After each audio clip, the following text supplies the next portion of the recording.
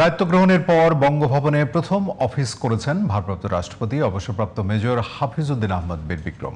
সকালে বঙ্গভবনে পৌঁছালে তাকে বরণ করে নেন কার্যালয়ের কর্মকর্তারা। দিনের শুরুতে বিভিন্ন প্রশাসনিক কার্যক্রমে অংশ নেওয়ার পাশাপাশি সংশ্লিষ্ট কর্মকর্তাদের সঙ্গে মতবিনিময় করেন ভারপ্রাপ্ত রাষ্ট্রপতি। বিস্তারিত মনিরুজ্জামানের রিপোর্টে। কেসারেন শেকড় থেকে শিখরে। সংবিধানের ৫৪ অনুচ্ছেদ অনুযায়ী শুক্রবার ভারপ্রাপ্ত রাষ্ট্রপতির দায়িত্ব নেন হাফিজউদ্দিন আহমেদ বীর বিক্রম। মঙ্গলবার বঙ্গভবনে প্রথম অফিস করেন ভারপ্রাপ্ত রাষ্ট্রপতি। প্রথম কর্মদিবসে সকালে বঙ্গভবনে পৌঁছালে ভারপ্রাপ্ত রাষ্ট্রপতি হাফিজউদ্দিন আহমেদকে বরণ করে নেন পিজিআরের একটি অশ্বারোহী দল। বঙ্গভবনের মাঠে গার্ড অব অনার গ্রহণ করেন ভারপ্রাপ্ত রাষ্ট্রপতি হাফিজউদ্দিন আহমেদ।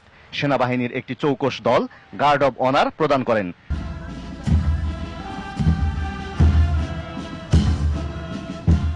প্রথম দিনেই নিয়মিত প্রশাসনিক কার্যক্রমে অংশ নেন ভারপ্রাপ্ত রাষ্ট্রপতি। বঙ্গভবনের ঊর্ধ্বতন কর্মকর্তাদের সঙ্গে বিভিন্ন প্রশাসনিক ও সাংবিধানিক বিষয় নিয়ে মতবিনিময় করেন।